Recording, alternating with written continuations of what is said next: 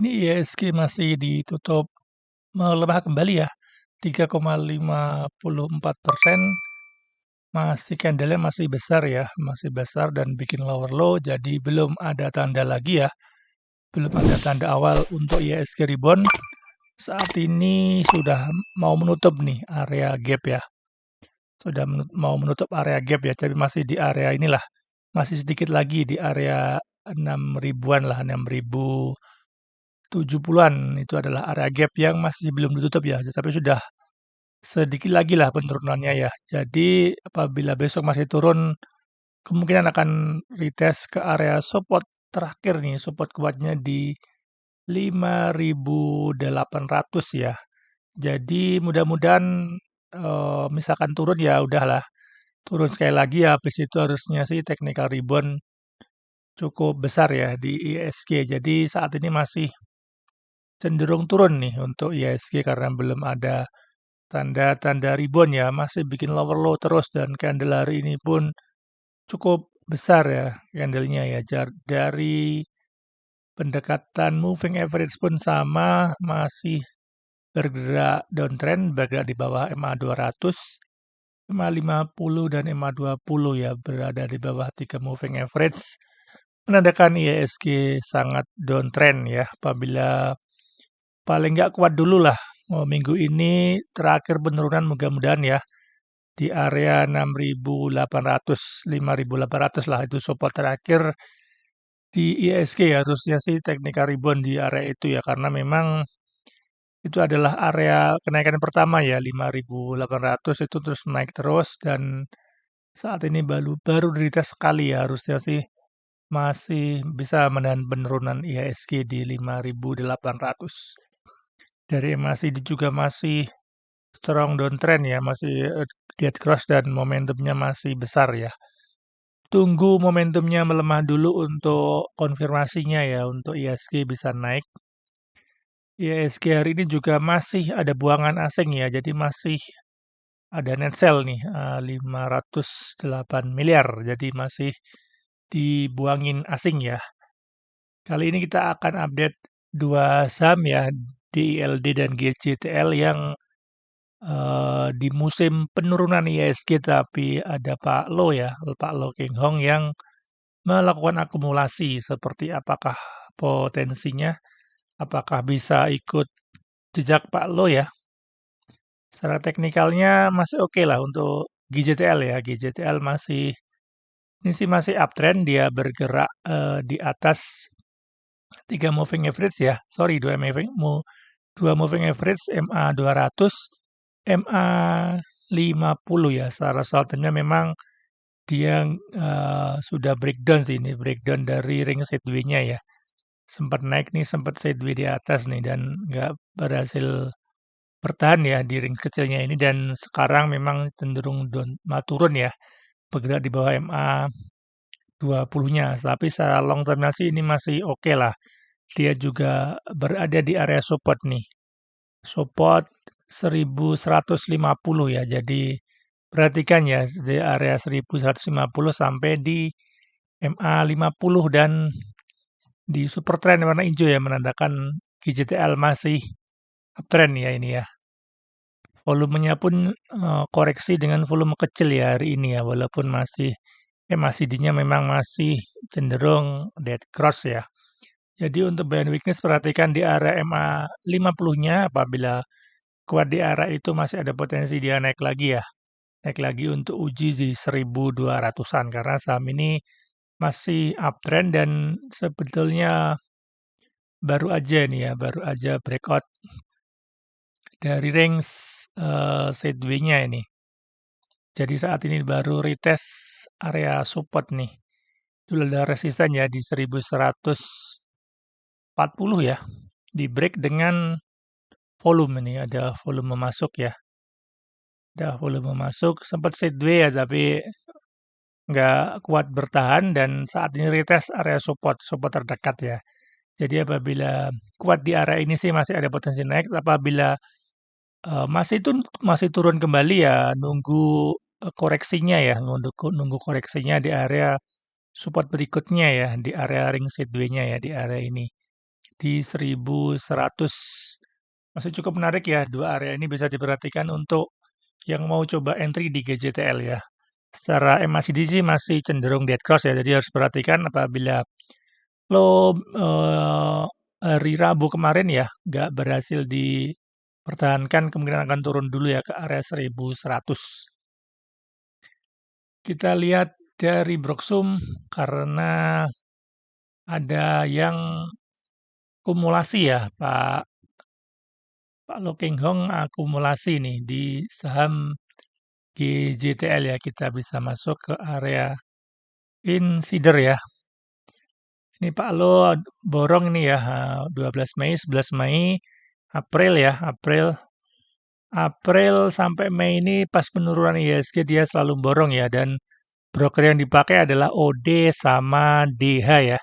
OD dan DH kita bisa lihat dari Mei dulu ya.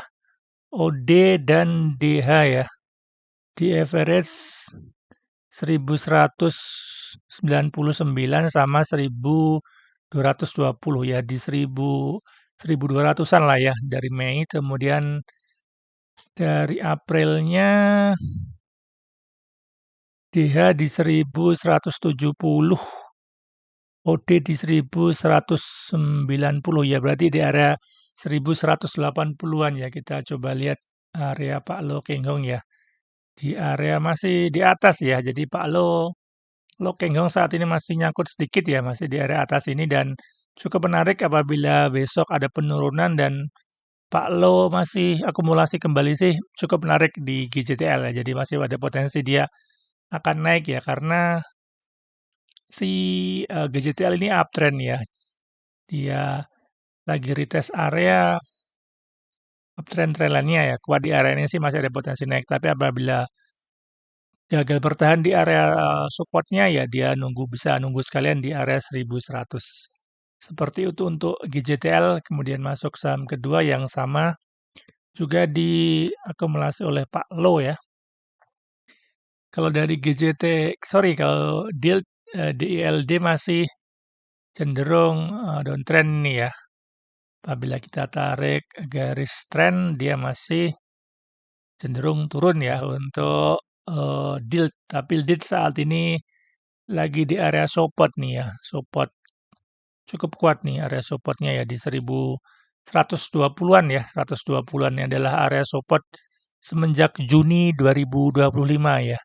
Dia selalu kuat nih di area ini, udah beberapa kali di retest nih. Ini sempat ke area 120-an juga mantul, ini sempat retest mantul lagi. Saat ini ke support kembali ya, tapi harus diperhatikan apabila support 120 gagal menahan penurunan dari DLD, dia akan uji lagi di support berikutnya ya, di area 110. Jadi yang misalkan mau beli di area support ini apabila breakdown ya supportnya, cut loss dulu nunggu di area 110 seperti itu ya. Saat ini sih masih cenderung turun ini ya untuk DLD, dan secara tren ini sangat turun ya, masih turun, dan mudah-mudahan besok hijau dulu dan kuat di area ini sih masih ada potensi dia naik kembali ya, dan sepertinya bikin double bottom ya gini. Kalau dia naik jadi akan double bottom ya, mudah-mudahan seperti itulah untuk skenario-nya ya. Kita coba lihat dari moving average-nya ya untuk konfirmasi, mudah-mudahan sih sama ya, jadi bisa dipakai acuan lah. Secara pakai MA pun sama ya, dia masih downtrend ya, bergerak di bawah MA 200, MA 50 dan MA 20, dan saat ini lagi retest di area supportnya ya. Dari MACD masih dead cross ya, masih dead cross, momentumnya juga belum mulai melemah nih. Kayaknya beberapa hari lagi nih, beberapa candle lagi dia mulai melemah, nanti ada potensi lah untuk DLD naik lagi ya apabila kuat dia supportnya di 120. Kita lihat dari Broksum ya. DLD masuk ke insider, dia diakumulasi ya. Pak Lo udah 19 Mei ya masuk, 13 Mei masuk, dari Mei April ya, April lah, Maret malah ya, Maret April Mei ini selalu diakumulasi ya, memakai broker DH, DH sama OD ya, DH sama OD. Coba di Mei OD ya, OD ada distribusi ya dari AO, tapi Pak Lo menampungin ya ODDH nih 128, 124. Kemudian kalau dari April Pak Lo ada di average 126. Kalau dari Maret DHOD 128, 127, berarti masih di area ini ya 125, 26, 27 lah. Saat ini masih nyangkut ya untuk Pak Lo. Pak Lo belinya di area ini ya. Di area ini pas dia sideways di sinilah. Dia mulai beli. Jadi saat ini di area cukup menarik ya, di area support. Jadi apabila mau di sini ya 120 harus dipertahan.